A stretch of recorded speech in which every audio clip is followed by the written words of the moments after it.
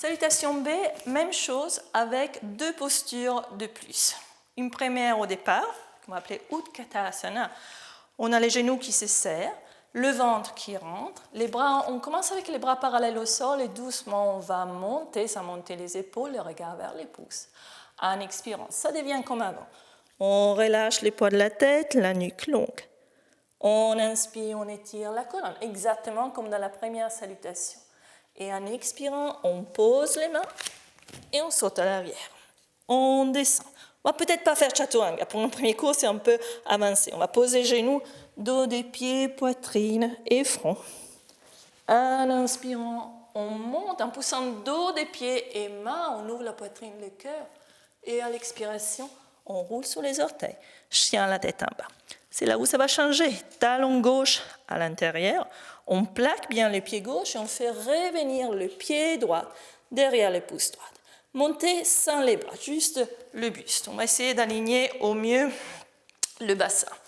On amène la hanche droite à l'arrière, la hanche gauche à l'avant. Et on essaie d'être perpendiculaire au sol. Ne penchez pas vers l'avant. Bras le long du corps. Et à l'inspiration, on monte les bras, le regard. À l'expiration, on descend. Posez les mains, amenez la jambe droite loin à l'arrière et à nouveau posez genoux, poitrine, front au sol. Inspirez, cobra de la poussée, dos des pieds et paume des mains, chien à la tête en haut. Roulez sur les orteils, chien à la tête en bas.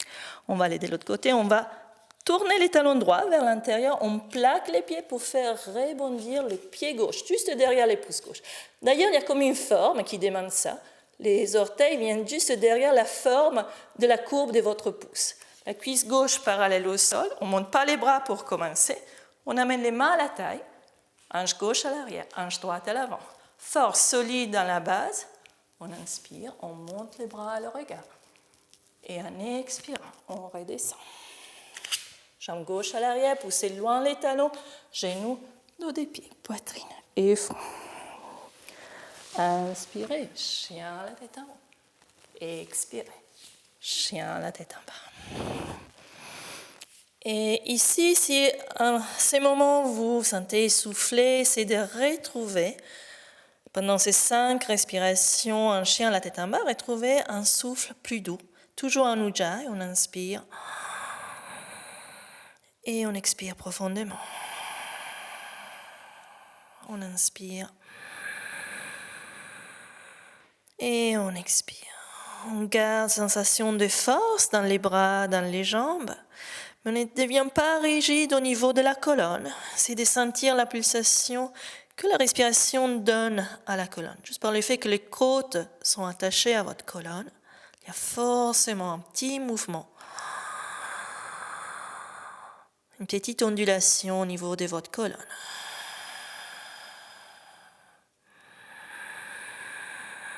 Sentez bien les appuis au niveau d'index et pouce. Gardez les doigts séparés, les épaules ouvertes et préparez-vous à revenir. En expirant, on va regarder loin. On va soulever les talons en pliant les genoux.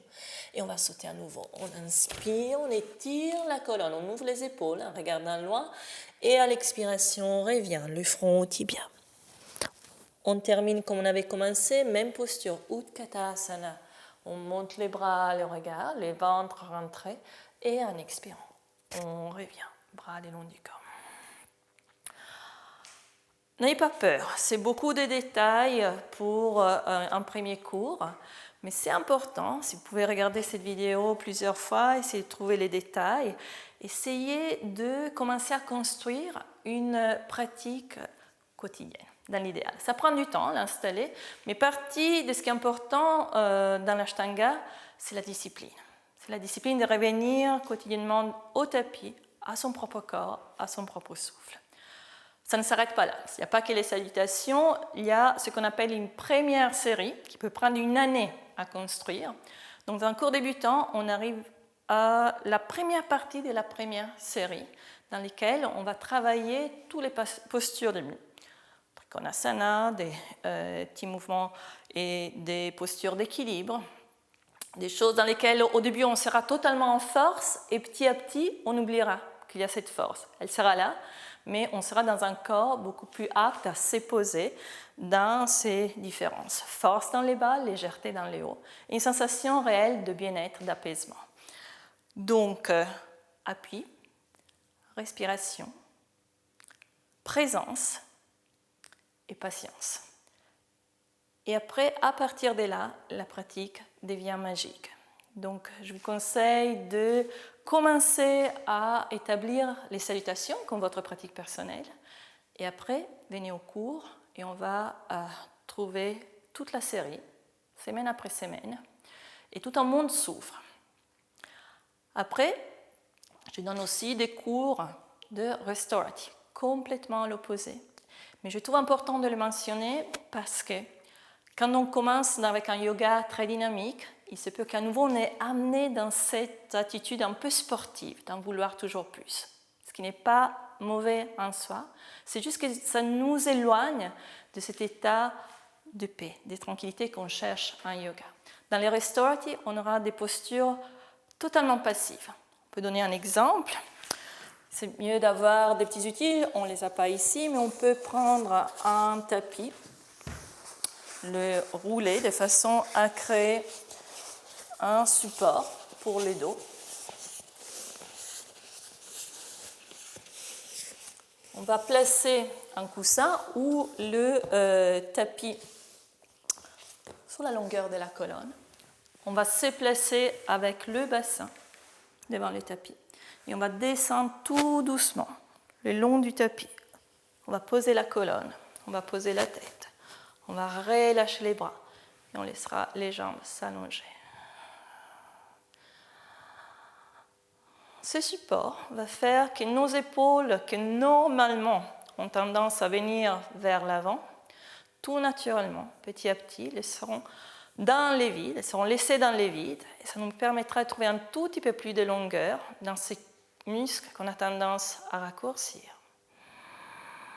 On sera guidé par ma voix dans un état presque de méditation, dans lequel ça sera plus facile de lâcher toute tension.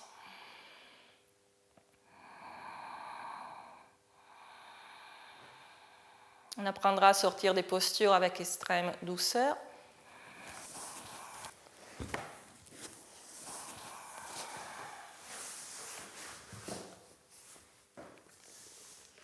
Et on aura plusieurs postures à voir ensemble pour apprendre à lâcher une musculature trop fort, à travailler quand on est dans un moment de faiblesse, si on est ou d'un petit handicap qui peut arriver via le sport, ou un moment où on a besoin de se sentir un tout petit peu plus soutenu à tout niveau.